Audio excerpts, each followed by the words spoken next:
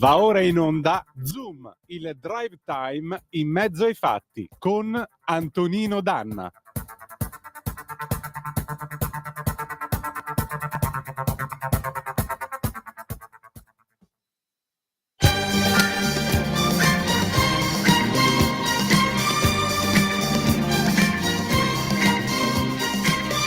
La valigia sul letto è quella di un lungo viaggio e tu senza dir niente hai trovato il coraggio, con l'orgoglio ferito di chi poi si ribella, ma quando t'arrabbi sei ancora più bella, e così su tuoi piedi io sarei liquidato, ma picchi, ma sai, tu un bilancio sbagliato.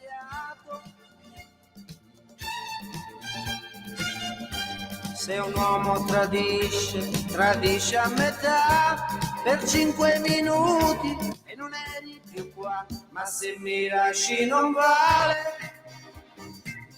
se mi lasci non vale.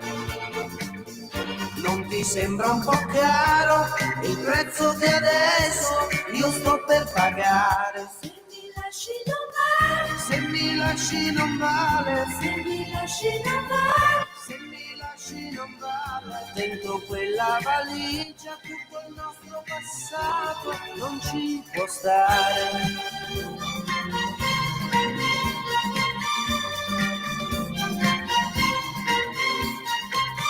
Metti a posto ogni cosa e parliamone un po'.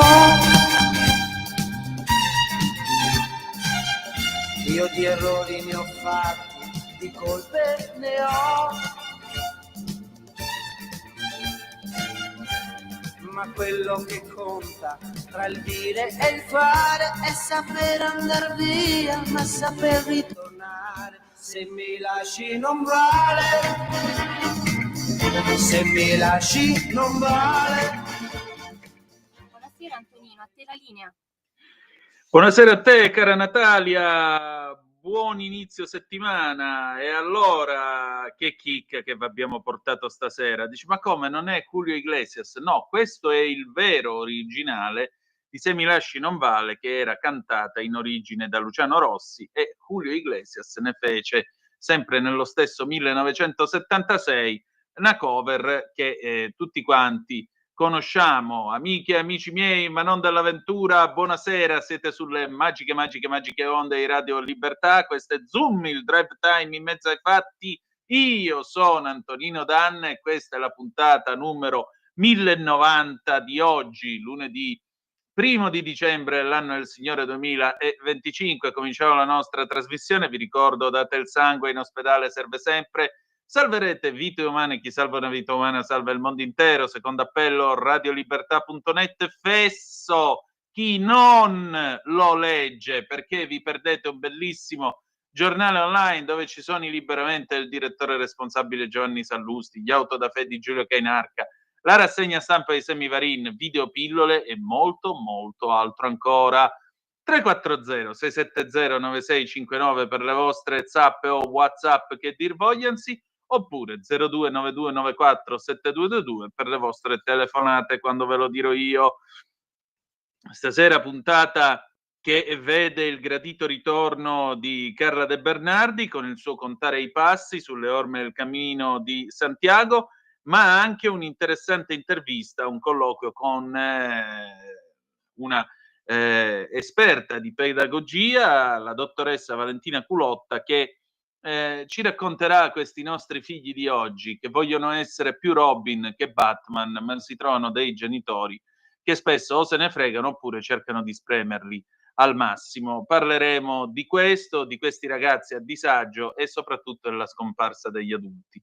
Ma detto ciò, sono le 18, 17 minuti e 22 secondi, diamo anche un'occhiata alle agenzie di questa sera, vediamo che cosa accade nel nostro vasto mondo, nel nostro vasto orbe globo terracqueo, e la polemica apre l'ANSA Con la polemica, Meloni, l'Università di Bologna lede i doveri costituzionali, atto grave e sbagliato, negare un corso per i giovani dell'esercito. L'Ateneo mai negata l'iscrizione a nessuno. Sapete che c'è stata questa polemica, l'esercito aveva chiesto alla facoltà di filosofia, in quel di Bologna, di poter attivare una, come possiamo dire, un corso di studi proprio per i ragazzi dell'Accademia di Modena, ma la facoltà aveva risposto che non se ne parlava perché questo sarebbe stato militarismo, quella. In origine il rettore dell'Università di Bologna aveva detto no, ma c'è un'autonomia a livello di facoltà, l'università non ha niente da dire, e ora scopriamo che a quanto pare non è stata mai negata l'iscrizione ad alcuno. Ok.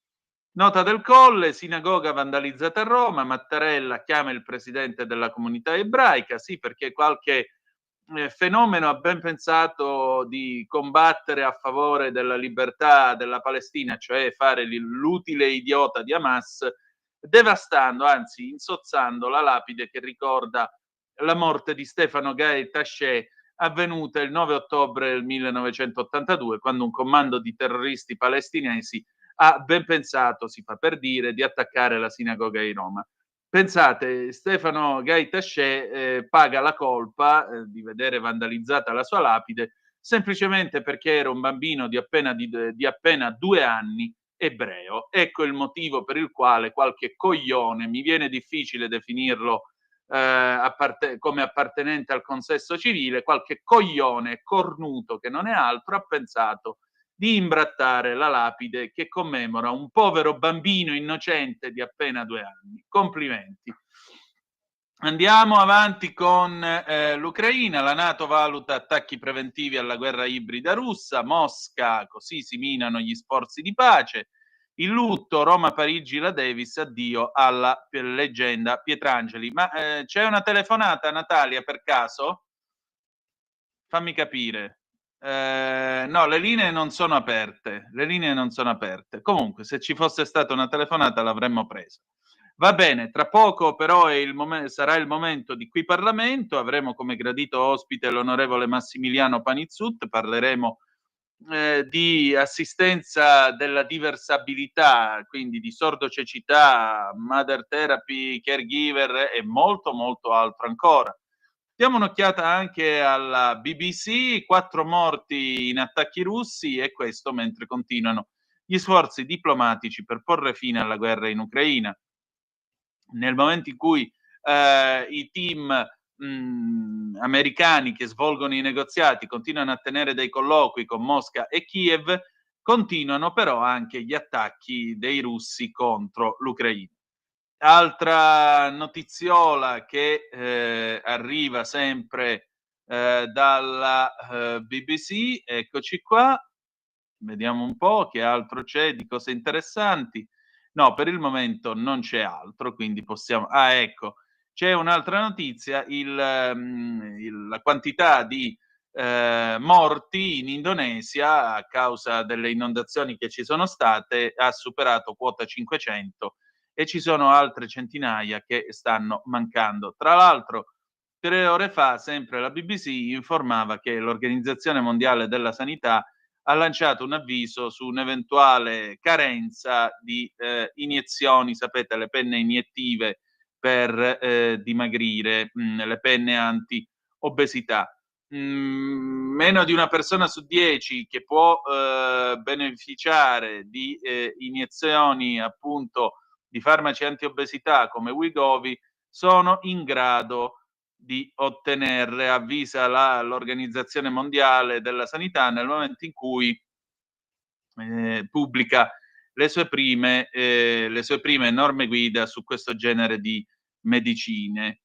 Con oltre 1 miliardo di persone al mondo che al momento sono classificate come obese, ci aumenta la richiesta per una maggiore diffusione e un accesso più economico ai farmaci di tipo GLP-1. Secondo le proiezioni, più di 2 miliardi, scusate, di persone saranno obese entro il 2030, a meno che non si prendano delle disposizioni in materia. Ma adesso Qui Parlamento.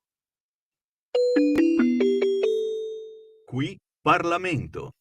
Do il bentornato all'onorevole Massimiliano Panizzut, lo ringrazio del suo tempo. Allora, onorevole, stasera parliamo di sordocecità, di una proposta di legge.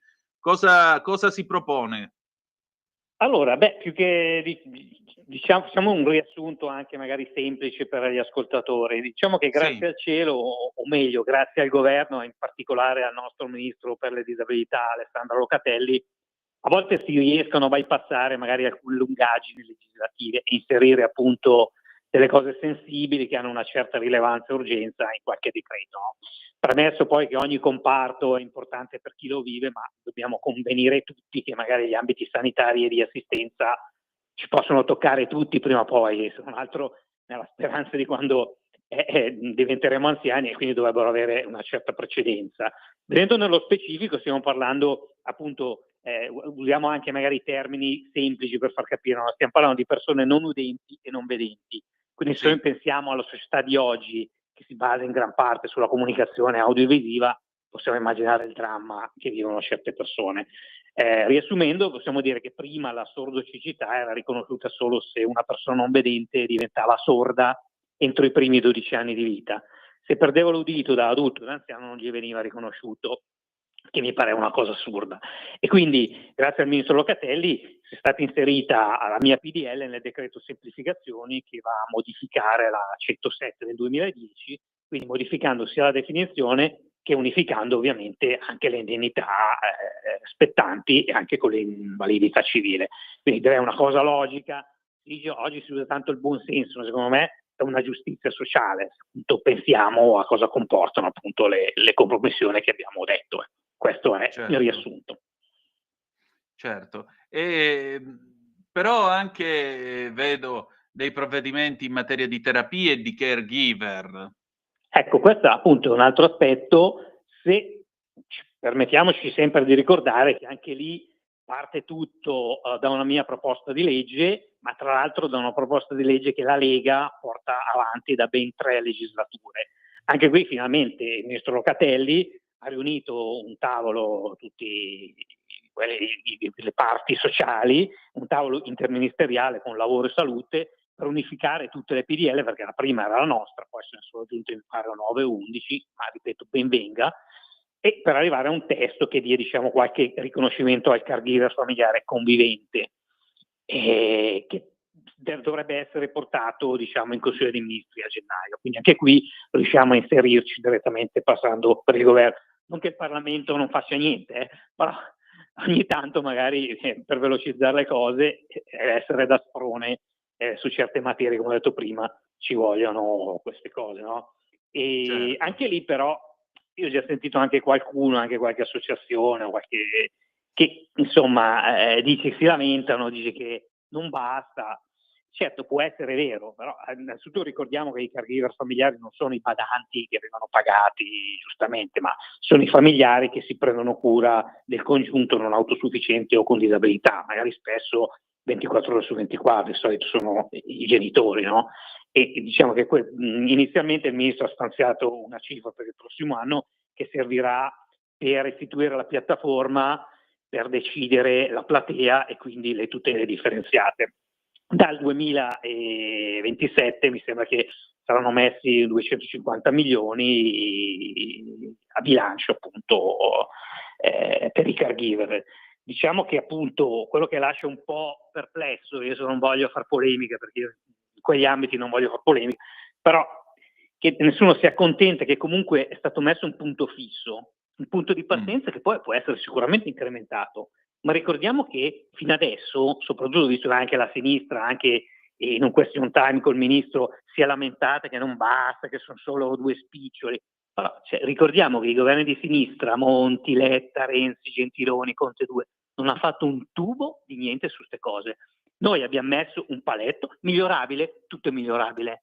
Per amor del cielo, si può definire che magari dare una cifra sia troppo poca, ovviamente per l'impegno, magari qualche genitore che ha dovuto anche abbandonare il lavoro. Guarda, io premetto che io anche in famiglia ho mia mamma che è da 25 anni che segue mia sorella che ha avuto una grave disabilità, quindi capisco cosa vuol dire, però fino adesso nessuno ha fatto nulla se non mettere la legge sui caregiver, la legge su dopo di noi, che però ogni tanto sono un po' solo sulla definizione, ma non vengono portate avanti. Il ministro Locatelli ha iniziato un percorso che sarà sicuramente migliorabile, certo, come tutte le cose, però intanto abbiamo iniziato. Quindi spiace che dopo qualcuno, io capisco che dopo in politica le polemiche si fanno perché ognuno cerca di ottenere il consenso.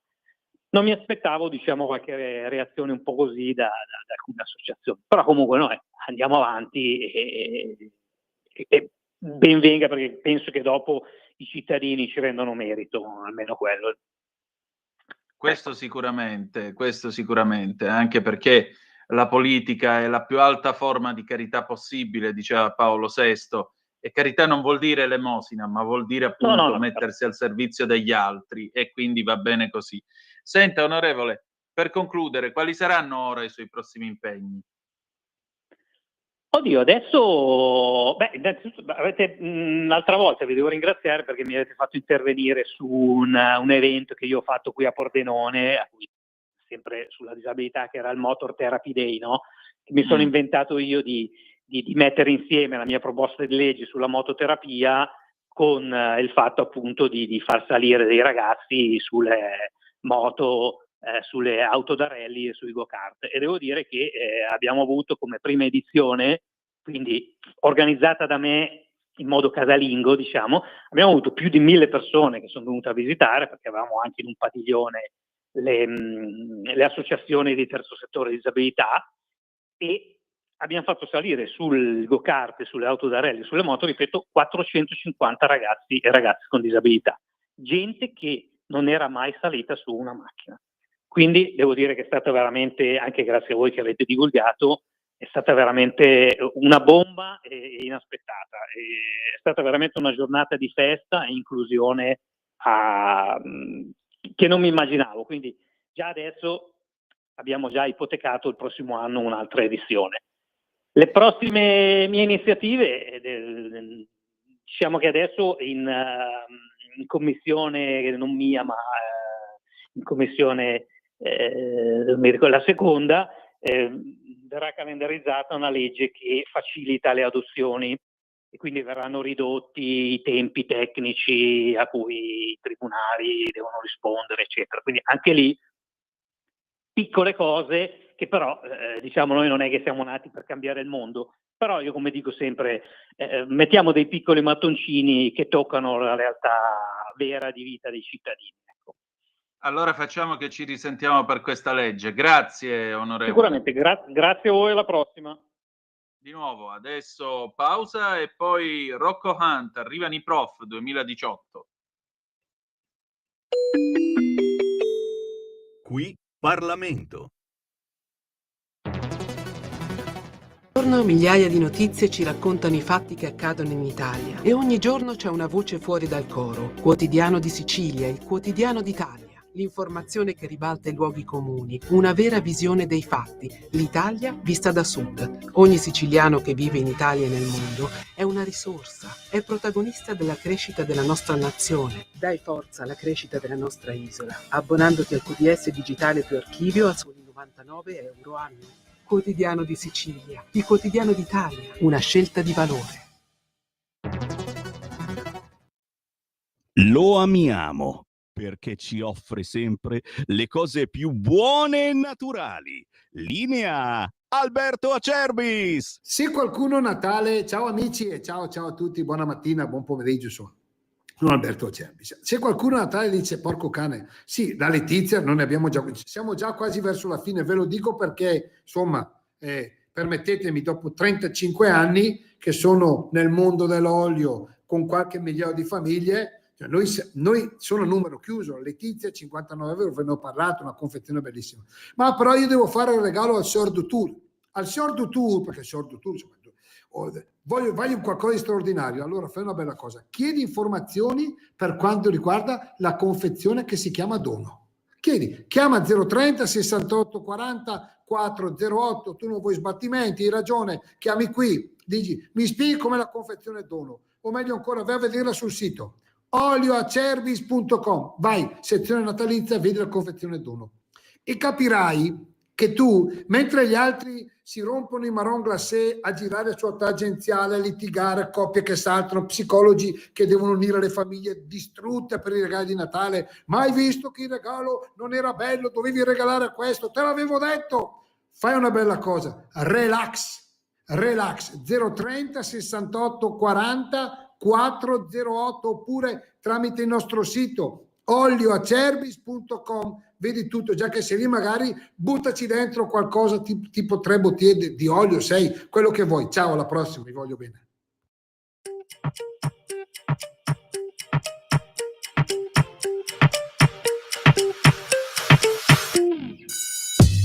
La lancetta che non gira più, dalla finestra vedo un aquilone volare insieme alle speranze di vedere a fine anno la parola promozione. Posso andare in bagno, professore? Sto pensando a tutto tranne che alla lezione. 10 anni in questa scuola potrei fare il bidello e voi potreste almeno darmi un diploma d'onore. I miei amici studiano presso la strada, a loro modo sono geni della chimica, la fanno buona pure il prof l'assaggiata, modestamente ha vinto il premio della critica. Questa scuola fra una scuola di pazzi, i professori peggio di noi ragazzi. Papà ti prego giura che non ti cazzi, ho perso l'anno prossimo potrei riprovare. Anche quest'anno studio, l'anno prossimo dimmi a che serve adesso disperarci. Dice mia mamma che le sembra un tossico perché non studio e sto in giro coi marci. Nascondi la bomba che arrivano i prof, ho preso più buche di un capo da golf. Hai visto un bacio, l'aspetto da un po', la cosa più bella di quest'anno flop. Arrivano i prof, arrivano i prof, arrivano i prof, arrivano i prof. Vengo dalla scuola peggiore d'Italia, eppure quest'anno faccio vacanze zero. Papi scusa, quest'anno è saltato in aria, l'anno prossimo mi impegno per davvero. Arrivano i prof e chi richiamano Luca, se mi bocciano di nuovo mamma prende il bazooka. Questa scuola mi scoccia, sta arrivando l'estate, i miei amici già in spiaggia, resto in casa a sudare. Uno come me non andrà mai da nessuna parte, non è facile essere escluso dalla classe. Troppe chiacchiere, sento su di me che sono un buon a niente, dico che non lo faccio e poi lo faccio sempre. Chi salverà noi dell'ultimo banco, col viso stanco, il foglio in bianco, ma l'importante per me è tirarti su, tanto quest'anno non me lo daranno più. Anche quest'anno studio, l'anno prossimo dimmi a che serve adesso disperarci. Dice mia mamma che lei sembra un tossico perché non studio e sto in giro coi marci. Nascondi la bomba che arrivano i prof, ho preso più buche di un capo da golf. Dammi sto bacio, l'aspetto da un po', la cosa più bella di quest'anno flop. Arrivano i prof, arrivano i prof, arrivano i prof. Di nuovo a te la linea, Antonino.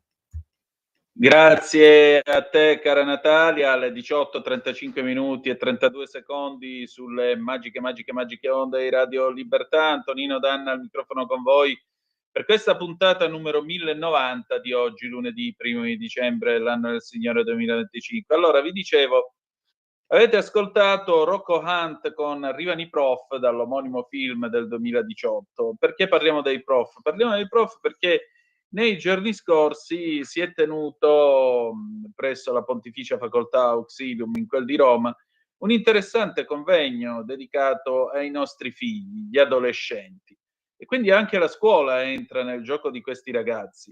Mi ha molto colpito il punto di vista di questa giovane esperta di pedagogia, la professoressa Valentina Culotta, che nel suo intervento ha spiegato: guardate che i nostri figli molto spesso ci dicono non vogliamo essere supereroi.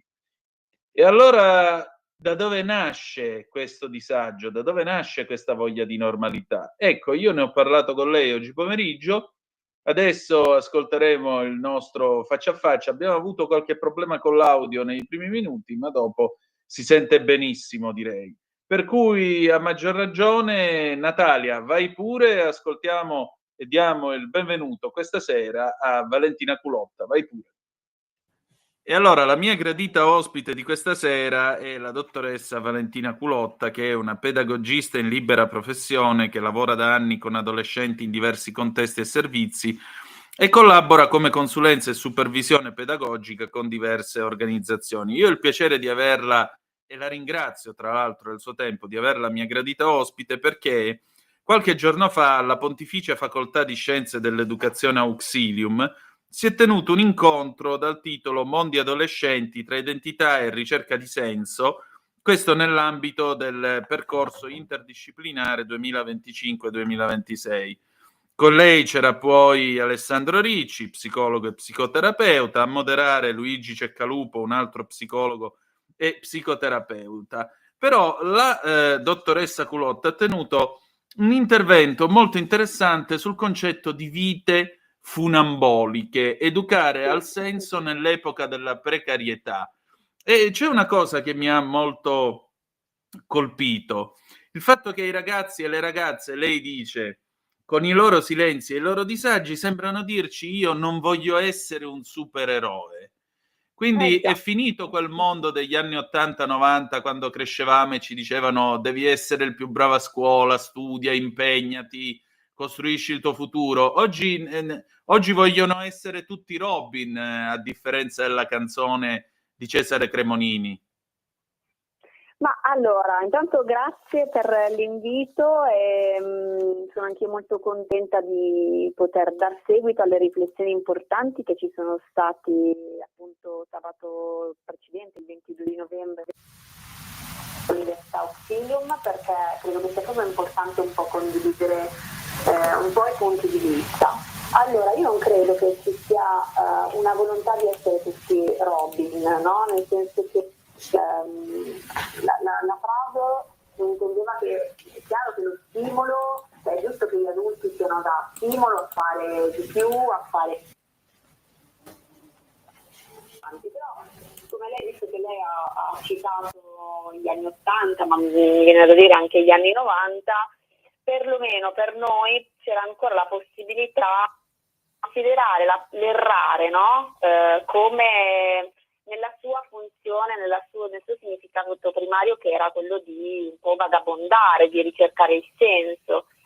Oggi quello che vedo sempre di più in realtà, e quindi anche la postura, l'atteggiamento da parte degli adulti, in particolar modo dei genitori, era ok, noi cerchiamo di spronare i nostri figli a fare bene, però in qualche modo può capitare che qualcuno cada o che qualcuno devi le traiettorie. Quello che sta succedendo oggi è che in particolar modo si proietta sui ragazzi e le ragazze come se fosse una prestazione dell'adulto, no? E la questione è come se i figli o comunque i ragazzi oggi debbano fare bene per confermare all'adulto che abbiano fatto bene un po' la loro funzione di adulto. In realtà quello che ci stanno dicendo i ragazzi, ma anche nel video che è stato proiettato quella mattina di riflessione condivisa, che è stato fatto appunto dall'Auxilium con dei ragazzi delle scuole romane, è proprio quello che forse loro vogliono anche poter sbagliare, ecco, cioè essere legittimati a poter sbagliare e quindi a volte anche ad essere un po' più Robin e meno Superman. Perché di fatto un po' c'è questa tendenza, insomma, a essere sempre un po' troppo, ecco, un po' il mito del dover essere onnipotenti, che già in realtà in adolescenza spesso l'onnipotenza è un aspetto fisiologico di quest'età, però si sente molto il peso dell'aspettativa dell'adulto. E peraltro quando questo non avviene spesso si ha a che fare con adulti e in particolar modo con i genitori che vanno proprio nel pallone, per cui è come se l'errore del figlio e della figlia fosse automaticamente legato a un errore genitoriale e non magari fisiologico dell'età. Ecco, questo era un po' il significato anche di quella frase. Ecco, ma dottoressa, senta, ma i nostri figli si sentono non abbastanza... L'idea è un po'... siamo comunque in una situazione dove i ragazzi e le ragazze sono... molto pieni, no? Sono pieni di stimoli, di informazioni, hanno accesso immediato a ogni contenuto, però hanno la possibilità di fare pochissime esperienze incarnate, concrete, dove poter eventualmente confrontarsi anche con delle situazioni di contesti in cui loro tendenzialmente possono misurarsi. E questo, come dire, tutta questa aspettativa rispetto alla loro riuscita positiva, no? Io ho parlato anche di retorica della felicità, come se si dovesse essere sempre per forza al top, in realtà ha la contropartita di far sentire moltissimo il peso dell'inadeguatezza, no?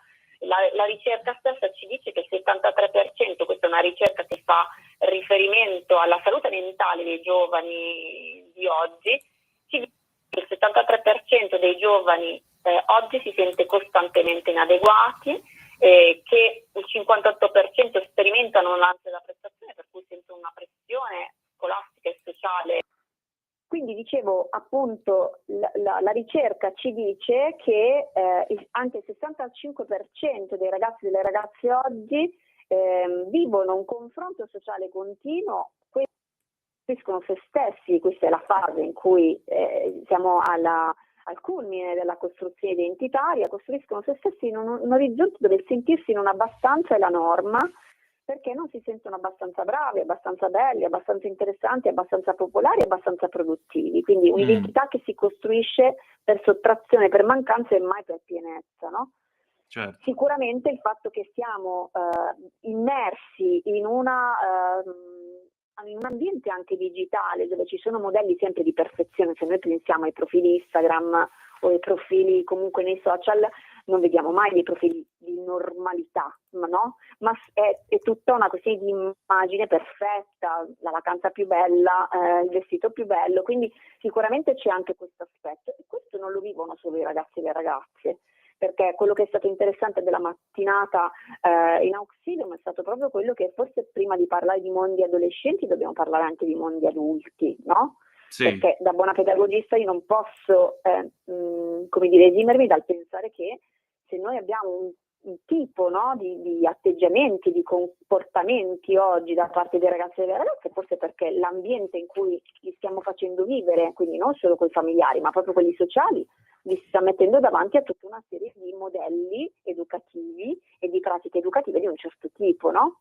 E questo vale anche per noi adulti. Quindi ecco, credo che questa tendenza al perfezionismo sia legata agli adulti, di conseguenza poi proiettata rispetto alle aspettative nei confronti dei ragazzi e delle ragazze, perché appunto vogliamo adolescenti perfetti e quando sbagliano, perché magari errano, perché magari sono appunto alla ricerca di sensi, di significati, ecco, oggi la capacità di accogliere e di quindi aiutare ad accompagnare i ragazzi e le ragazze da parte degli adulti è un po' in crisi.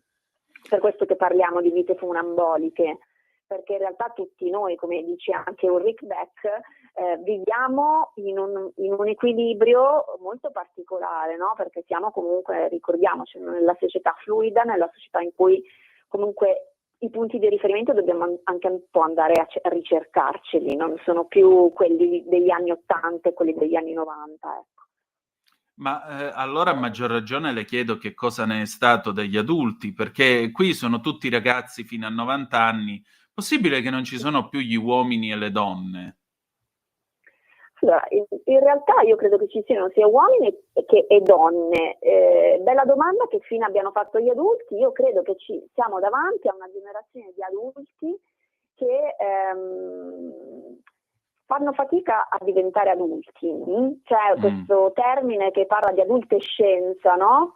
Di alcuni adulti che in qualche modo, io credo che gli esseri umani in generale possono rimanere in costruzione per tutta la vita, no? Cioè il lifelong learning è qualcosa di valore, no?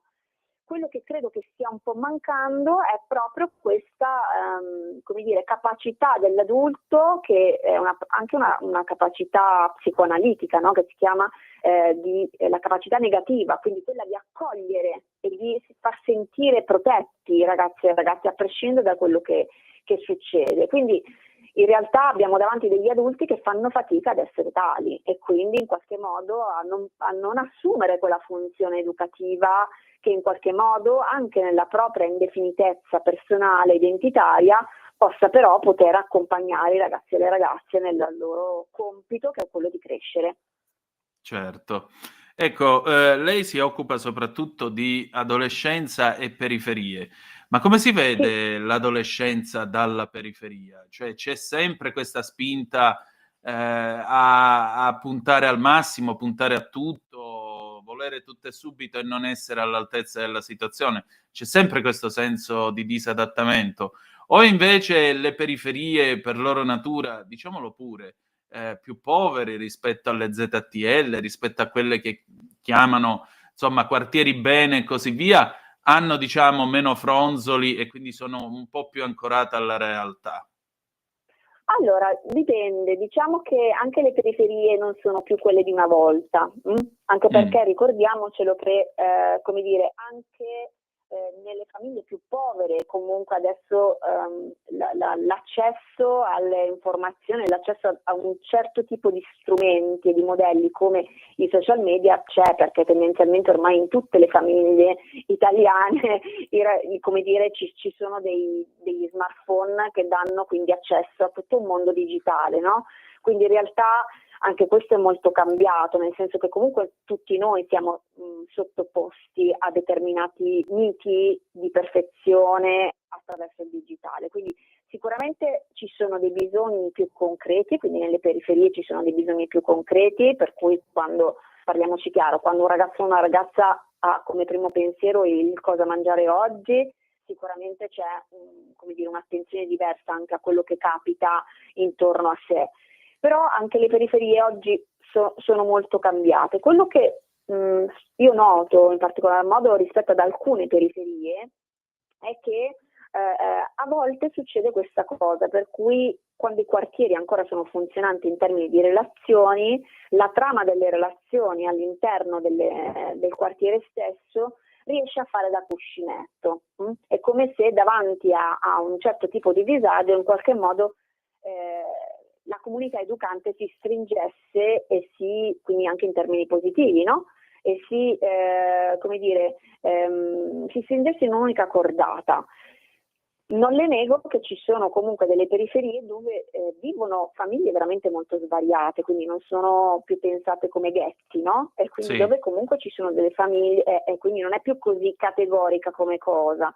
Quindi non è soltanto una questione legata a una situazione socio-economica di un certo tipo. E poi ripeto, è vero che come dire, quando ci sono bisogni primari un pochino più urgenti, sicuramente l'attenzione dei ragazzi è posta su altri livelli. È anche vero però che i ragazzi delle periferie, come tutti gli altri ragazzi, spesso si trovano chiusi in camera con un cellulare in mano e quindi determinati modelli comunque sono lì davanti, no? E quindi loro si fanno le stesse domande anche degli altri, ecco, da questo punto di vista. Senta, ma Quindi allora dica. No, dico, quindi c'è una specificità, ma non è così determinante, ecco, perché comunque queste sono tematiche che impattano su tutta una generazione. E noi come possiamo riuscire a recuperare questi figli? Perché io ho ancora negli occhi una domenica a pranzo un gruppo che arrivò, avevano portato i figli a calcetto. Mi ricordo questa madre che parlava tutta sussiegosa e l'arbitro non ha capito niente, doveva dare il rigore, mio figlio è bravo a tirare i rigori, qua e là, eccetera, eccetera. Ecco, com'è che si esce da un incubo di madre simile? Allora, la questione è quella che dicevamo prima, no? Quando si proietta nei figli una propria prestazione e quando non si riesce a fare questa divisione, no? Riconoscendo il fatto che i figli sono altro da sé e fanno altro e sono persone assolutamente differenti.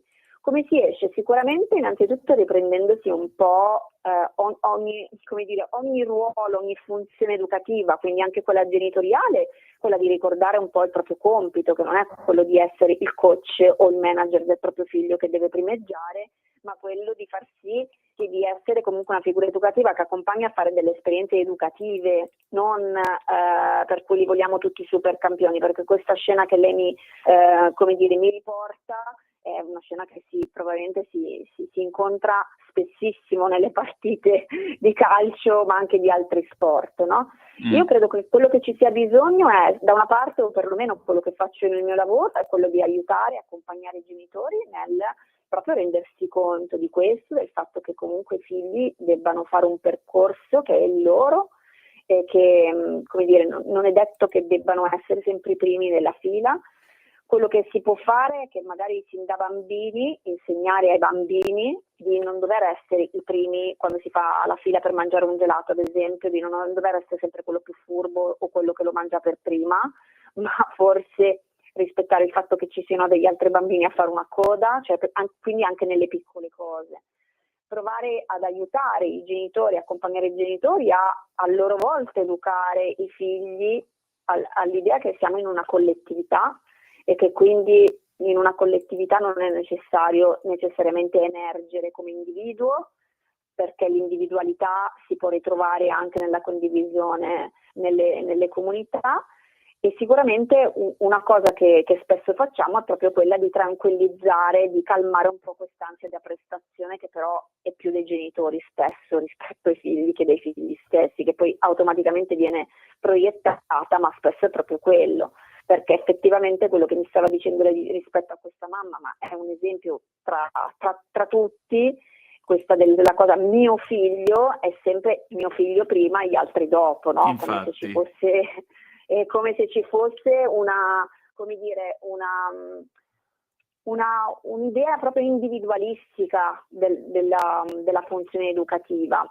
L'altra cosa che mi viene da dire, dottor Danna, è che di fatto questo è il risultato anche di un welfare che ci educa all'individualità.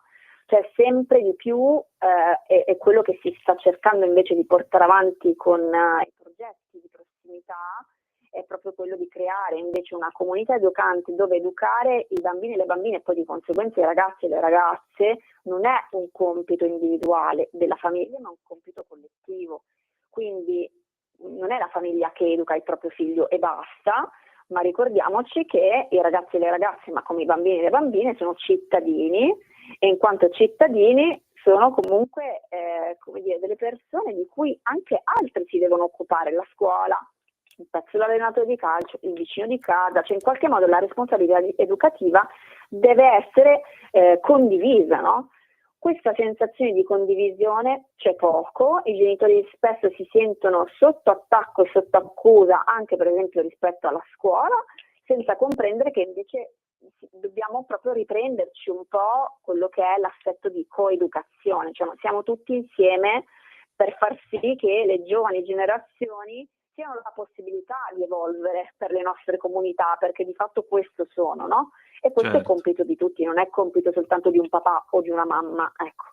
Senta, vorrei chiudere con una provocazione. C'è questo film, Il Maestro, con Pierfrancesco Favino, dove lui fa appunto il maestro di tennis di questo ragazzino negli anni '80 e alla fine nella scena madre gli dice la verità. Dice: tu, caro mio, forse potrai diventare un discreto giocatore, ma non sarai mai un campione, perché tu in realtà sei una pippa, esattamente come me, mi scuso per l'espressione. E il bambino scoppia in lacrime, lo manda a quel paese, scappa e se ne va. Ecco, un padre può avere il diritto di dire a suo figlio: guarda che a sta roba non ci arrivi, per cui lascia perdere. Sì, oppure, forse senza usare queste parole, senza distruggere la del bambino, si potrebbe anche fare un discorso diverso. Cioè tutto, secondo me, dipende anche da come si introduce, per esempio, lo sport ai ragazzi, ai bambini e alle bambine, ai ragazzi e alle ragazze. Cioè, la questione è che spesso lo sport viene visto come quel campo di possibilità, tutti dobbiamo essere dei talenti, no?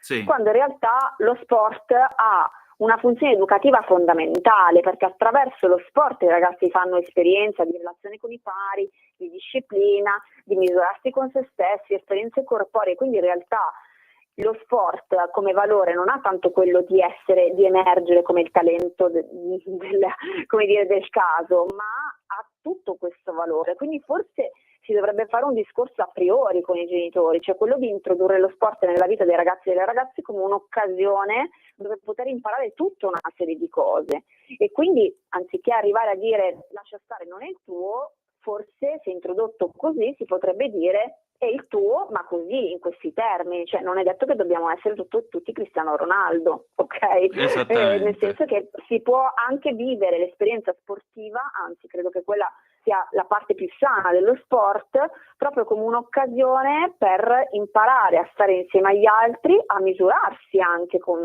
un certo sport come dire, si può fare anche a livelli intermedi, perché c'è tutto poi un mondo sommerso dello sport, come per esempio il calcio della Serie D o della Serie C, o anche tutta la parte delle società sportive più minori, insomma. Quindi il problema è la mitizzazione di certi personaggi e quindi di conseguenza di certi modelli. Meglio non si poteva dire. Dottoressa, allora io la lascio ai suoi prossimi impegni. Gianni Minà dice che la domanda del buon intervistatore è sempre questa, l'ultima domanda. Che cosa farà domani? Io domani tornerò, anzi dopo, fra poco, torno dalle famiglie con cui lavoro, dai ragazzi con cui lavoro, cercando di poter aprire spazi di riflessione condivisa e anche di possibilità, perché ecco, una delle cose che vedo mancare sempre meno è quella speranza nel futuro, e anzi nel presente e nel futuro dei ragazzi e delle ragazze, che in realtà, ricordiamocelo, sono, come dire, la possibilità per noi come comunità di evolvere, e quindi continuerò a fare questo. C'è tanto bisogno di speranza, grazie per quello che fa. Assolutamente, assolutamente.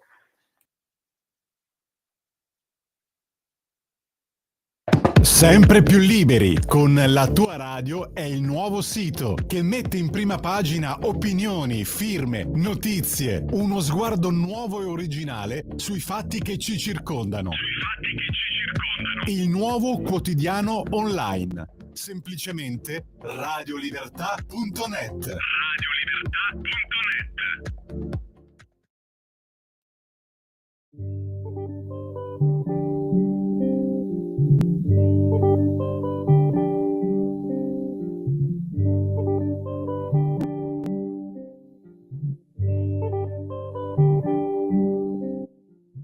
Todo pasa y todo queda, pero lo nuestro es pasar, pasar haciendo caminos, caminos sobre la mar. Nunca perseguí la gloria, ni dejar en la memoria de los hombres mi canción. Yo amo los mundos ingrávidos y gentiles como pompas de jabón. Me gusta verlos pintarse de sol y grana, volar bajo el cielo azul, temblar súbitamente y quebrarse. Nunca perseguí la gloria. Caminante, son tus huellas el camino y nada más. Caminante, no hay camino, se hace camino al andar. Al andar se hace camino y al volver la vista atrás se ve la senda que nunca se ha de volver a pisar. Caminante, no hay camino, sino estelas en la mar.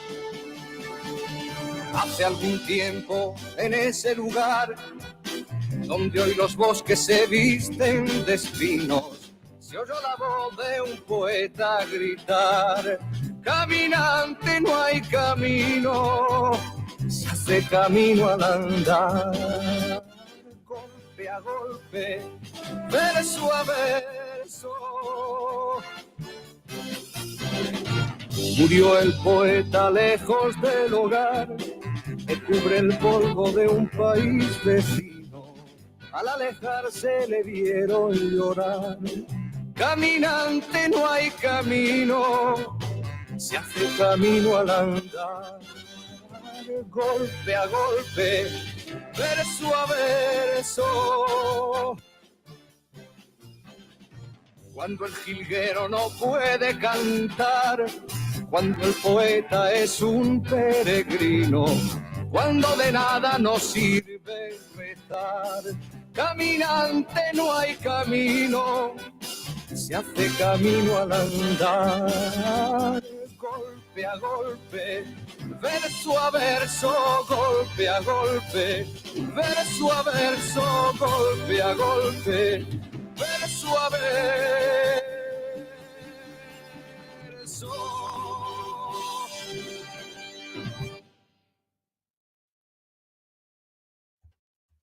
linea, Antonino. Grazie Natalia, alle 19, 2 minuti e 29 secondi, lui era Juan Manuel Serrat con Cantares del 1969, Caminante no hay camino, se hace camino al andar, camminante, viandante, non c'è la strada si fa col tuo camminare. E questo significa che tra non molto daremo la parola alla nostra Carla De Bernardi, che stasera torna con Contare i passi, la sua bellissima rubrica dedicata al Cammino di Santiago. In questa puntata parleremo dello zaino, parleremo del passaporto del pellegrino, parleremo di questo e di molto altro ancora per quanto riguarda questa esperienza spirituale e diciamo anche abbastanza faticosa che lei stessa ha raccontato in uno dei suoi libri. Tra l'altro il 12 di dicembre Carla presenterà la sua bellissima, la sua nuova edizione della Storia di Milano e poi avremo modo di raccontarvi anche questa presentazione di questo suo nuovo libro che si preannuncia come sempre molto interessante e molto piacevole. Io voglio dirvi una cosa prima di chiudere, tra l'altro, la conversazione con la dottoressa Valentina Culotta a proposito dei nostri figli. Genitori che incitano i figli a diventare dei campioni e campioncini. E lei diceva anche non è che dobbiamo andare tutti in Serie A, ci sono anche le serie minori. Io vi dico la verità, se avessi fatto il provino per la Vibonese non mi avrebbero preso e quindi io non sarei andato a giocare in Serie D girone I. Tra parentesi, ieri è andata pure male perché nella partita contro la nuova Igea Virtus ci siamo rifilati un autogol da soli e di conseguenza, in virtù di questa autopappina, siamo fermi a quota 20 a metà classifica, mentre avanti ci sono il Savoia a 28, l'Igea Virtus a 27 e l'Atletico Palermo al 25. Insomma, è una stagione un po' così. No, lo dico soprattutto a beneficio del nostro Walter che ci ascolta e che spesso mi racconta le imprese del Newcastle di cui è accorto e accanito tifoso.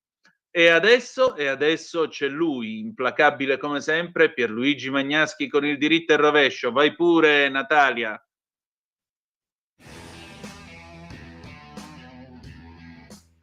La guerra del futuro è pronta. È infatti già nata in Cina, dove sono stati inventati gli umanoidi, cioè dei robot in grado di combattere da soli, capaci di scovare il nemico e di abbatterlo senza essere guidati dall'uomo.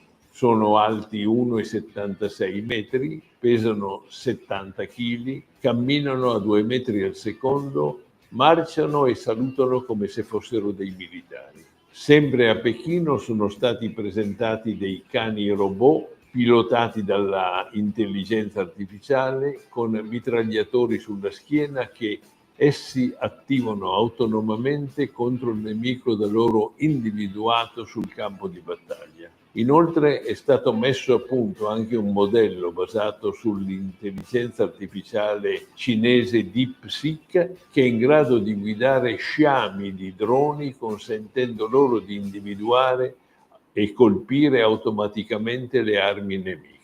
Insomma, con questi nuovi mezzi anche i carri armati diventano delle costosissime bare ambulanti, anche perché a causa delle loro enormi dimensioni sono molto visibili e quindi sono anche molto facilmente annientabili. In effetti, se uno ci pensa, il carro armato perché è nato? Il carro armato nasce nella Grande Guerra per venire incontro, quindi stiamo parlando di 111 anni fa, 111, e nasce perché il problema è che dopo l'avanzata col piano Schlieffen nelle Fiandre da parte dell'esercito tedesco, i francesi e in parte anche gli inglesi con le loro allora risicate forze, grazie ai tassi della Renault, realizzano il cosiddetto miracolo della Marna. Viene bloccata l'avanzata tedesca a poco meno di 20 chilometri da Parigi, una roba del genere, e da quel momento in poi la guerra diventerà una guerra di trincea, la trincea che tutti noi associamo alla Prima Guerra Mondiale.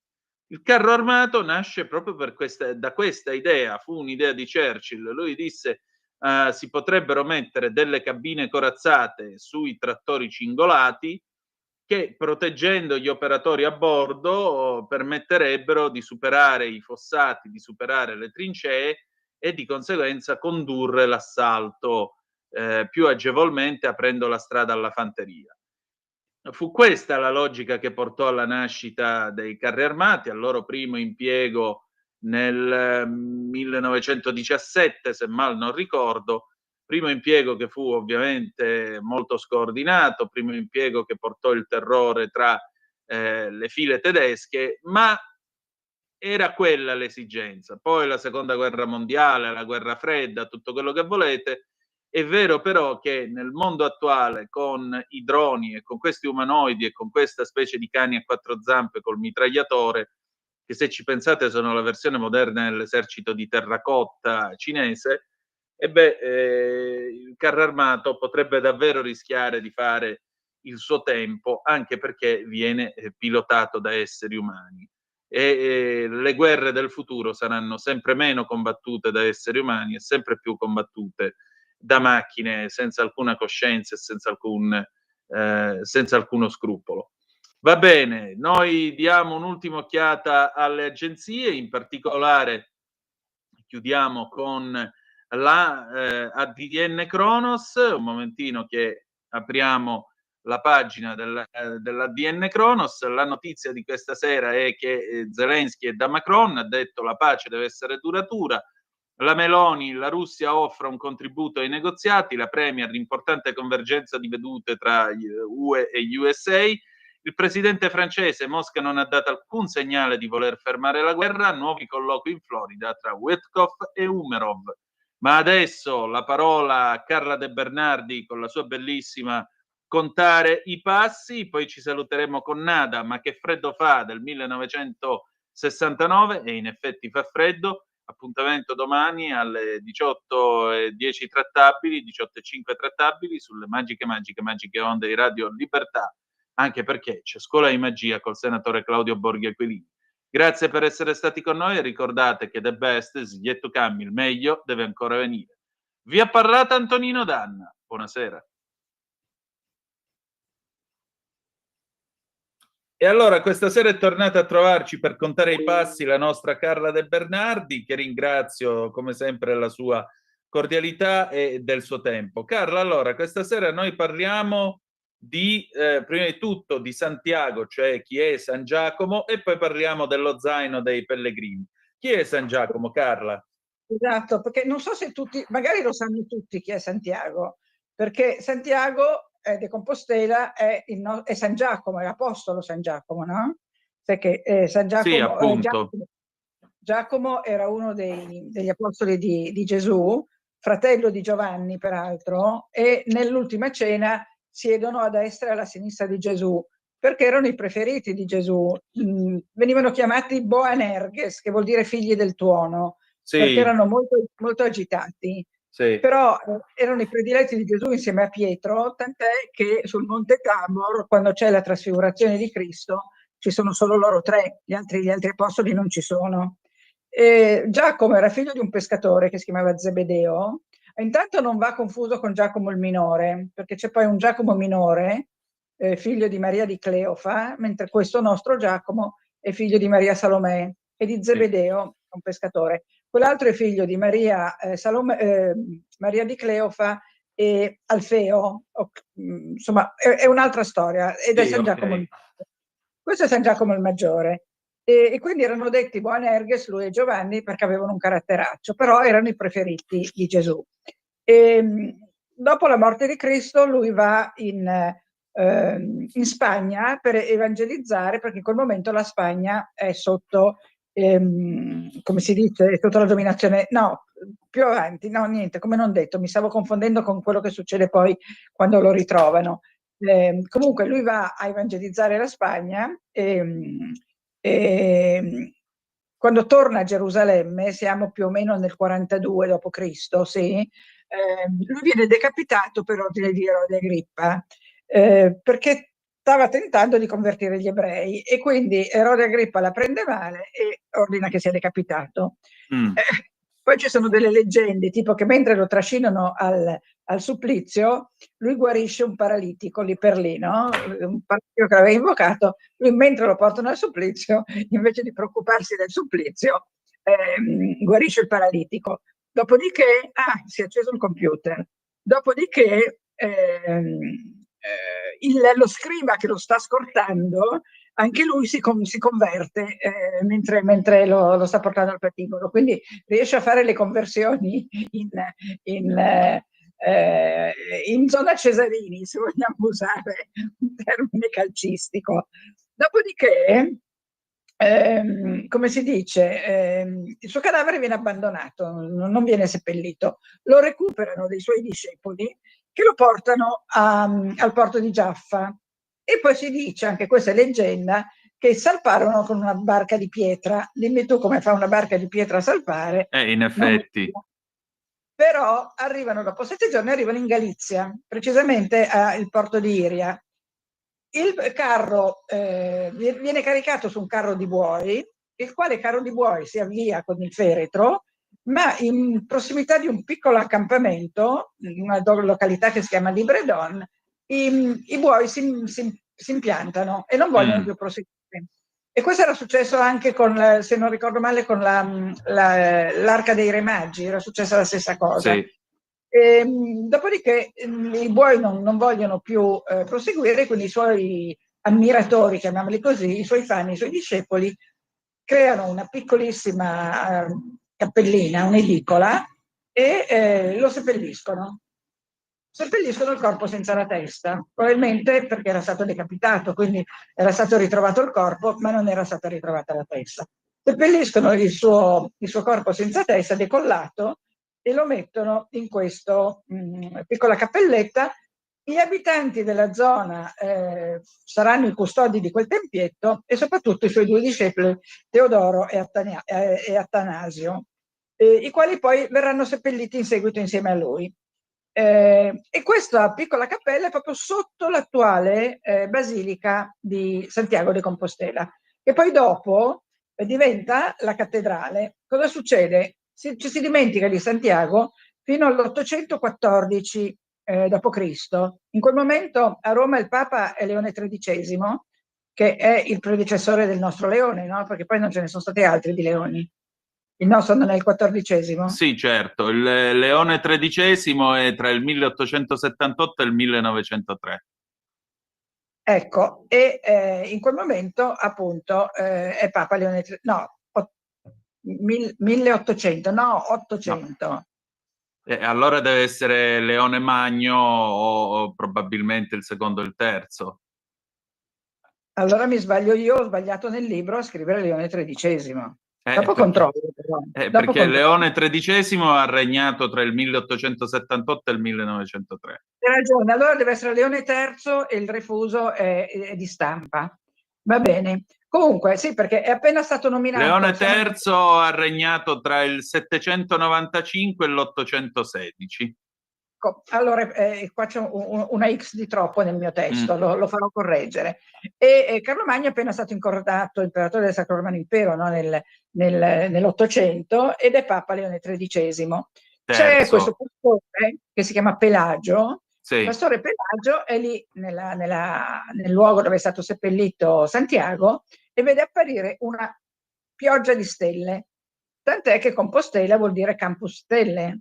Cadono tutte queste stelle, Pelagio capisce che c'è qualcosa di miracoloso, va sul colle del Libredon e trova questo, come si chiama, questa cappelletta, questo luogo di sepoltura, perché non era neanche una cappelletta. Allora Pelagio trova il luogo di sepoltura, chiama il vescovo, che si chiamava Teodomiro, il vescovo di Iria Flavia si chiamava Teodomiro, arriva con tutti i suoi... scusa, aspetta che tolgo la sveglia perché mi dice di spegnere la caldaia. E il bello della diretta sia pure registrata, quindi non c'è problema. Stavo per suonare la sveglia della caldaia. l'ho tolta comunque. Allora arriva il vescovo con un corteo di curiosi, di canonici, di prelati, tutto quello che vuoi tu, trovano questa piccola edicola immersa dalle sterpaglie. Sì, in effetti era una piccola edicola ma è coperta di sterpaglie, dove Pelagio ha visto la pioggia di stelle. Sì. Levano le sterpaglie e trovano questa tomba e capiscono subito, come abbiano saputo, capito non si sa, che alla tomba di San Giacomo ci sarà stata un'iscrizione, ci sarà scritto il nome, e la tomba di San Giacomo è di Atanasio e Teodoro. Allora, in quel momento lì cosa fa il vescovo? Chiama il re che era Alfonso II el Casto, che viveva a Oviedo. Tra l'altro da Oviedo parte un altro cammino, il cammino primitivo, che da Oviedo va a Santiago. Il re ordina immediatamente, capisce immediatamente che come anche il vescovo Teodomiro, che è la tomba di Santiago, e ordina di costruire lì una basilica. E vicino viene fondato un convento benedettino, un monastero benedettino, che si chiama il monastero di Ante Altares, che vuol dire davanti all'altare, e 13 monaci cominciano a occuparsi del culto di Santiago, che poi viene perpetrato nel tempo, no? Poi arriva nel 150 anni dopo, nel 997, un generale moro distrugge la capitale della Galizia e rade al suolo la basilica. Però non ha il coraggio di demolire la tomba, perché evidentemente era superstizioso, nonostante fosse un generale moro. Al-Mansur si chiamava. Il generale moro Al-Mansur ordina di distruggere la basilica fatta erigere dal nostro amico Alfonso II il Casto, e però mantiene intatta la cappelletta. Allora arriva un altro re, un altro re che mi sembra si chiamasse Re Bermudo, anzi si chiama così perché c'era scritto, e costruiscono un altro tempio che è poco dopo, all'inizio del XI secolo, comincia la costruzione della cattedrale odierna, che è una cattedrale bellissima. Era una cattedrale romanica, molto semplice. All'interno c'è questa navata con questa enorme, come si dice, non è una cupola, è proprio la navata che sale a... non so come si dice in termini architettonici. Comunque la cattedrale era fatta da questa navata e questa grandissima, come si dice, non cavità, come si chiama all'interno di una... Tiburio. No, perché non era una cupola, non aveva una cupola. La cattedrale era altissima, altissima, Sì. altissima. E in questa, dal soffitto pende attualmente, e credo che risalga alla costruzione, una cosa che si chiama il botafumeiro. Il botafumeiro è un enorme turibolo, ma gigantesco, io l'ho visto con i miei occhi. Grande, fai conto, come non so di diametro quanto sia, ma decine di metri di diametro, enorme, enorme, enorme, è appeso alla sommità della cattedrale, per l'appunto, che è altissima, e oscilla avanti e indietro per la cattedrale. Come fanno a farlo oscillare? Ci sono dei monaci che si chiamano tiraboleiros. Tiraboleiros vuol dire che tirano le corde, perché il turibolo è fermo a terra e poi ha queste funi che sono grandi come delle cime da piroscafo. È bello grosso, sì. E queste cime da piroscafo ci sono questi monaci tiraboleiros, che non mi ricordo se sono 6 o 8, che tirano su il turibolo, il botafumeiro, e il botafumeiro comincia a oscillare per tutta la navata, avanti, indietro, avanti, indietro, avanti, indietro, emettendo incenso. Perché a cosa serviva il botafumeiro nell'antichità? Nell'antichità, quando i pellegrini arrivavano a Santiago, che avevano viaggiato magari anni, perché non arrivavano con dei mezzi, arrivavano in condizioni precarie, se arrivavano, di pulizia e di salute. E quindi, prima di tutto, c'era un fiume, che è una delle ultime tappe del cammino, che adesso non ricordo il nome, ma è la penultima tappa, c'era un fiume dove si lavavano. Però metti che arrivassero d'inverno, che facesse freddo, che piovesse, che nevicasse, arrivavano in cattedrale che puzzavano come caproni. E il botafumeiro serviva a coprire l'odore, Certo. perché poi non è che arrivassero 1000 pellegrini per volta, presumo che ne arrivassero qualche decina, e dormivano in cattedrale. Quando arrivavano a Santiago dormivano in cattedrale. E per evitare appunto perché non è che avevano il guardaroba, la valigia, partivano nelle mie foto, se la fai vedere, c'è un E pellegrino. infatti, eccoci qua, partiamo subito con le foto. Io l'ho incontrato a Roma, questo qui, Sì. e in realtà questo stava percorrendo la Francigena, non stava andando a Santiago, ma stava andando appunto a Roma, era arrivato E a Roma. lui? E non lo vedo. No, è proprio un pellegrino con un saio. Ah, eccolo qua. Eccolo, questo qui. Questo qui l'ho incontrato a Roma, era appena arrivato ed era partito, non mi ricordo se dalla Germania o da dove, e vedi, e viaggiava come un pellegrino antico, quindi con un saio, poi non mi ricordo cosa avesse ai piedi, non lo riesco a vedere perché l'immagine nel mio telefonino è molto piccola. Sono dei sandali ed è scalzo. I sandali, esatto, lui è vestito come San Francesco, no? Lo vedi? E poi c'è una specie di zaino, Sì. e poi c'è un bastone, che è il bastone con cui i pellegrini camminavano, e noi invece pellegrini moderni usiamo le bacchette da sci, che sono Eccole più qua. pratiche. Eccole qua, uno perché sono 2 e quindi non ti squilibrano, e l'altro perché io l'ho comprato il bastone da pellegrino a Santiago, ce l'ho qui appeso al muro, però non l'ho mai usato, usavo queste bacchette qua, vedi, quelli sono gli zaini miei e delle amiche con cui sono partite, che sono queste, guarda, io Sì. sono quella inginocchiata. Sì, t'ho riconosciuto. Ecco, e poi c'era un unico uomo, lo vedi? Eccolo, sì. Le altre erano donne. Quella alle mie spalle è Lalla Fumagalli, che è la mia vicepresidente degli Amici del Monumentale. Sì. Quella alla sua destra, non mi ricordo come si chiama perché non l'ho mai più vista, però è viva e vegeta, mentre purtroppo, no, poi c'è Gisella che è l'ultima vicino all'uomo, che è viva e vegeta, le altre 3 purtroppo in questi anni una a una se ne sono andate. Ah, mi spiace. Una si chiamava Daniela, la terza si chiamava, mi ricordo neanche quello, perché stiamo parlando di tanti anni fa. Ma mi ricordo di Lalla perché Lalla l'ho sentita anche oggi, perché stiamo organizzando delle cose al Monumentale. Vabbè, detto questo, torniamo alla cattedrale. La cattedrale è molto bella,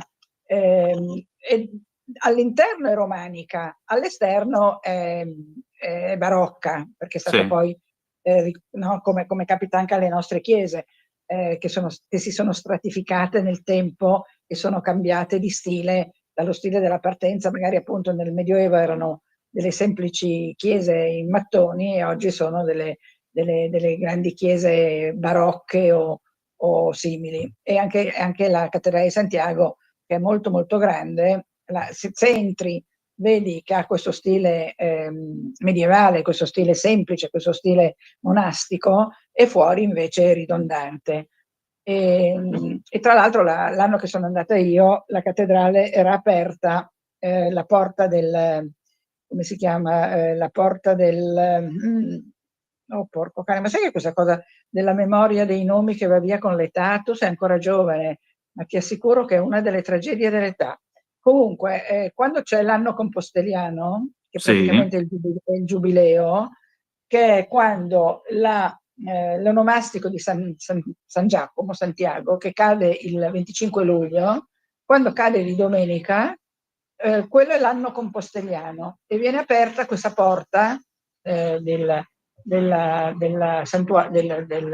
cattedrale, che di solito invece è chiusa. E quell'anno lì era aperta, e poi c'è una cadenza dell'anno compostelliano che è ogni 7, ogni 10 anni, per cui poi dopo, essendo, è come la Pasqua, no? Che Sì. cade sempre diversa. L'anno compostellano è quando il 25 luglio è domenica, e quindi c'è una cadenza di anni diversi, no? Sì. Per cui nel 2008 c'era l'anno compostellano, quello dopo non mi ricordo quando è stato, ma tipo nel 2015, una roba così. E niente, dicevamo appunto questo culto di Santiago. Tra l'altro Santiago viene rappresentato in diversi modi, viene rappresentato con dei libri, perché lui era molto colto, viene rappresentato con la concia, che è la conchiglia di San Giacomo, che è la coquille Saint-Jacques, quella che noi compriamo al mercato per farci la coquille Saint-Jacques al forno. Quelle lì sono le conchiglie che si trovavano e si trovano tuttora a Finisterre e che i pellegrini portavano indietro per far capire che erano arrivati a Finisterre. E poi c'è una terza rappresentazione iconografica di Santiago, che è Santiago Matamoros. Matamoros vuol dire che uccide i mori, perché si dice che quando Santiago appariva in sogno in sella a un cavallo bianco, ecco che il giorno dopo si vinceva la battaglia. Un po' come il Noc Signo Vincis di Costantino, no? Che gli appare la croce e poi vince la battaglia il giorno dopo. Aiutami, dove? La battaglia famosissima? Ponte Milvio. Di Ponte Milvio, bravissimo. Ecco, a lui appare la croce a Costantino e invece a Santiago, Santiago a cavallo, quando appare significa che verrà vinta la battaglia il giorno dopo. E quindi con Santiago credo che possiamo accontentarci di quello che abbiamo detto, l'abbiamo inquadrato storicamente, abbiamo detto che era come morto e come è nato il culto di Santiago, ecco, come è nato.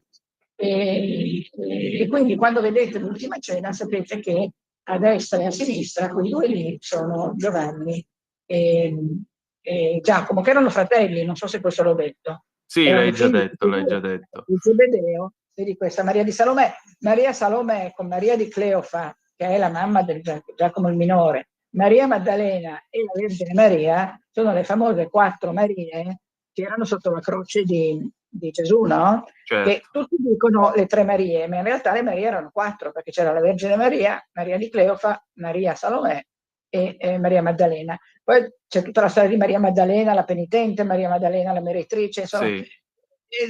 Ci sono talmente tante cose da dire, Antonino, ogni volta che si affronta un argomento, che io mi perdo, perché sono talmente una persona curiosa, cioè che se io leggo Maria di Cleofa, devo sapere chi è Maria di Cleofa, non mi accontento che mi venga nominata. Mi pare chiaro. Hai capito? Non so se è un dono o una dannazione questa. No, è la curiosità ed è quello che ci tiene vivi. Carla, ora ce l'ho io una curiosità che stiamo vedendo qua sul video. Chi è questo eroe caricato come un mulo? Questo è come non si deve fare lo zaino. Questo è un mio caro, è un mio amico, anche lui purtroppo l'ho perso di vista, ma ogni tanto ci si sente. Lui faceva il norcino in Toscana, in un paese della Toscana. Lui faceva il norcino al supermercato forse di Livorno. Tant'è vero che per esempio lui riconosceva i funghi. Un giorno abbiamo trovato un bellissimo porcino, io ho detto che bello, mangiamolo, lui mi ha detto non toccarlo, quello è il Boletus satana. Dico, ma come hai fatto a riconoscerlo? Dice, ma sì, perché si vede che è il Boletus satana, ma sembrava un porcino. L'ha tagliato in 2 e la polpa, che era bianca nel momento in cui l'ha tagliata, è diventata viola. Perché il porcino Boletus satana è velenosissimo. E lui faceva il norcino e quindi era un ragazzo molto simpatico e si portava dietro di tutto. Lo vedi che c'ha un ombrello verde? Sì, c'ha un ombrello, una gavetta, saccappello, una specie di maglione. L'ombrello in mano, quello dei pastori maremmani, è largo 2 metri, è praticamente un ombrellone da spiaggia, con tutto in legno, e peserà 5 kg solo lui. Poi si metteva le cose da mangiare durante il viaggio, perché durante il cammino non ci si ferma al bar o al ristorante, si parte con dei panini, si parte con della frutta, e c'aveva il sacchetto con poi aveva la giacca appesa fuori e poi aveva anche altre cose. Tu fai conto che, a parte il peso di questo zaino, ma tutta sta roba che si muove ti toglie energia. È raccomandato, adesso poi parliamo di come fare lo zaino, è raccomandato di non appendere niente fuori dallo zaino, perché il movimento delle cose porta via energia a te che stai camminando. Guarda lui cosa c'aveva, poi c'aveva un bastone, insomma c'aveva 10 kg di roba oltre lo zaino. Probabilmente con 20 kg, e noi lo prendevamo sempre in giro. Poi Che era vorrebbe sempre... dire? Ma qui non eravamo a Santiago, qui stavamo andando ad Assisi, era un altro cammino. E il suo compagno di cammino, nel senso che quello con lui stava sempre vicino, che si chiamava Giovanni, che invece era un attore di teatro senza costumi, come si chiama? Il teatro non dell'arte, come si chiama il teatro senza costumi? Non ho idea. Lui metteva in scena e mette in scena delle pièce Teatro medievali. dell'assurdo? No, quello dell'assurdo stiamo parlando Di Beckett. sì, no, è il teatro antico, quello senza costumi, quello fatto solo di parole, solo di racconto. Di prosa? No? Un attore di prosa? Sì, però su un palcoscenico. Sì. Un po' quello che cercava di fare Dario Fo delle volte, non so se ti ricordi. Quando faceva il Gramelot, tutta quella... Esatto. E questo Giovanni costruisce maschere, ha un laboratorio di maschere. Lui costruisce e insegna a costruire maschere, sempre maschere legate alla tradizione del teatro antichissimo, quello appunto senza scene, senza costumi, quando c'è solo un attore in scena. Ecco. E Giovanni portava sempre con sé invece un bottiglione di vino da 1,5 litri, perché loro due non rinunciavano al vino. E siccome eravamo un gruppo di 7-8 persone, prendevano il vino per tutti. Mi pare giusto. Sempre una buona scusa. Chi è quest'altro eroe qui? È il dottor Eneco Kilder, Botikin, compresas, bendas, jeringas, compresse, cerotti e siringhe. Questo è il dottore Eneco, che c'era in alcune tappe, non sempre, però era un medico, e se trovava la cassetta dei medicinali che c'è in tutti gli ostelli, io parlo sempre degli ostelli a donativo, cioè quelli legati a quel meccanismo lì, lui curava le vesciche delle persone che arrivavano coi piedi rovinati, Eneco. E quindi se arrivavi con una vescica dicevi Eneco mi curi la vescica, e lui prendeva la cassetta degli attrezzi, vedi qua siamo al Gragnon, che è quella famoso tappa dove si dorme nel campanile. Questo è perché la vescica, tante persone se la prendono sul cammino, però anche la vescica è legata al tipo di scarpe che hai ed è legata appunto al peso che porti. Più peso porti, più rischi sia di avere la tendinite, sia di avere male alle ginocchia o alle anche, sia di avere poi delle vesciche perché cammini male, poi con la vescica cammini peggio, ti viene la tendinite. Quindi Eneco ci curava tutti e io non ne ho avuto bisogno, per mia fortuna, perché lo zaino va fatto in un modo particolare. Ne abbiamo già parlato dello zaino? Sì. Abbiamo già detto come va fatto? Sì, nell'altra puntata l'abbiamo già detto.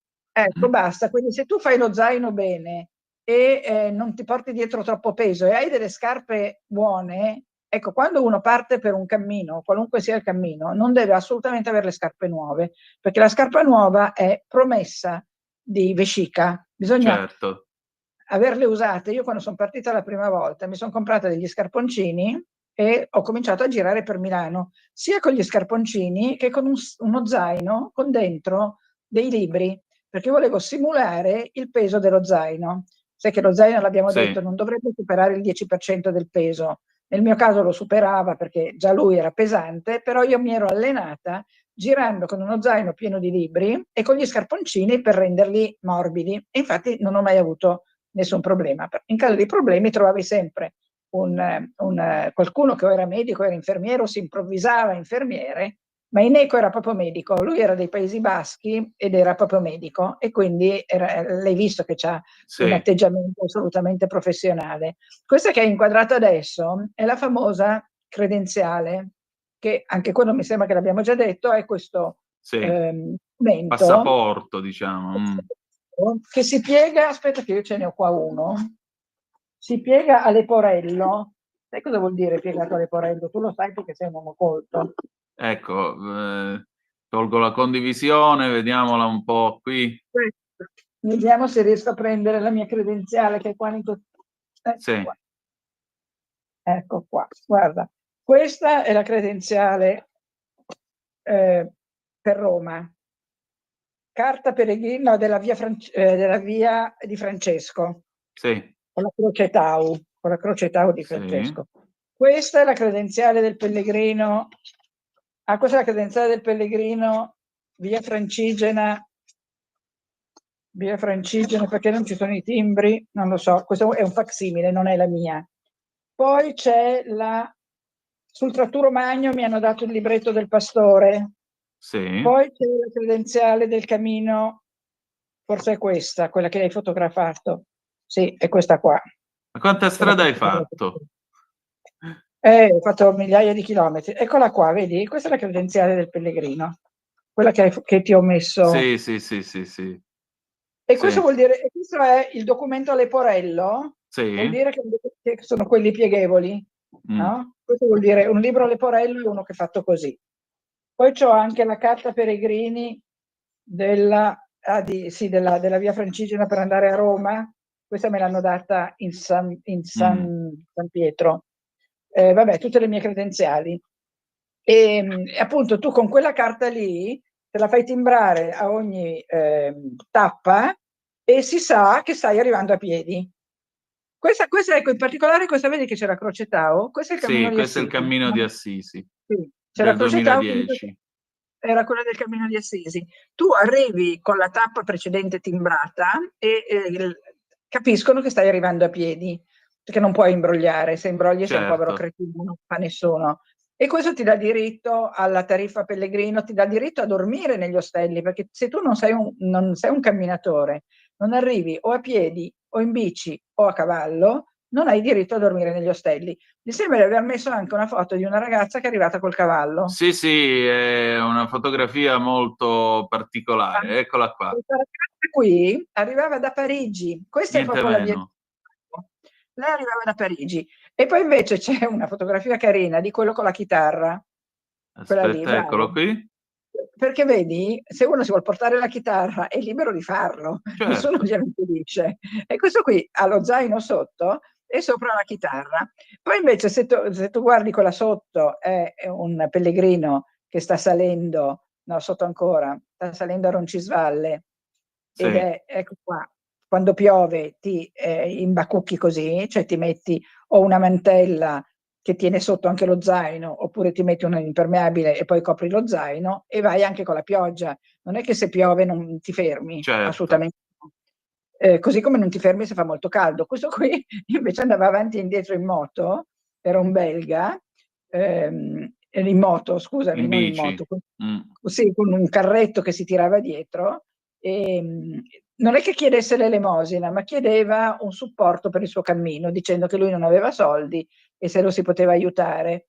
L'ultima immagine che ti ho mandato è quella di quel foglietto appeso all'albero, perché questo è il modo di comunicare con i pellegrini che vengono dietro.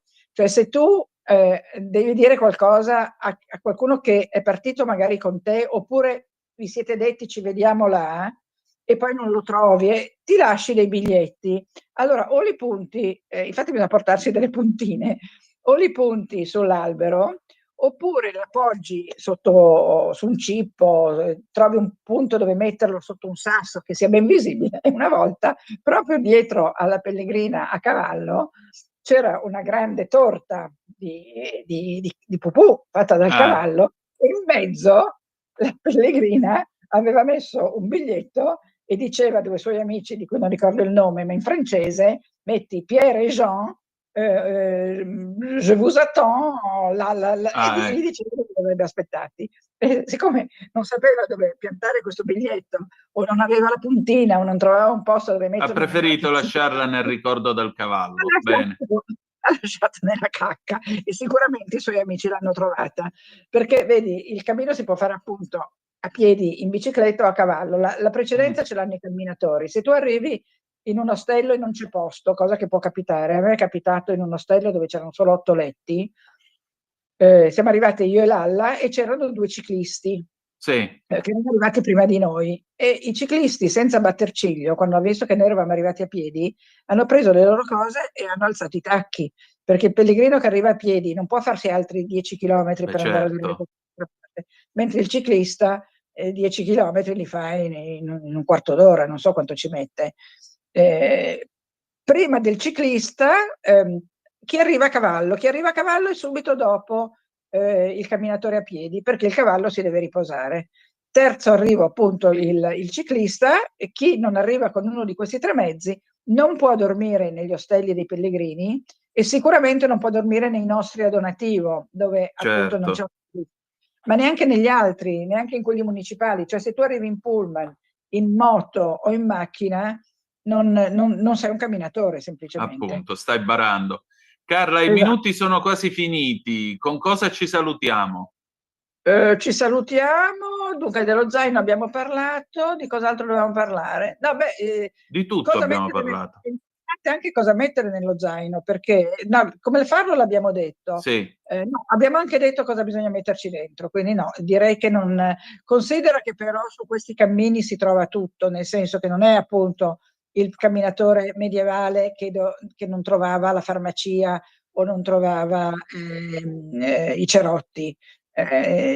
Non occorre partire con tutto quello che serve, perché se hai appunto un'emergenza che ti viene una vescica e hai bisogno del cerotto, oppure ti devi comprare il betadine per disinfettarla, o devi comprare un'aspirina per farti passare il male, tutti i villaggi hanno la farmacia.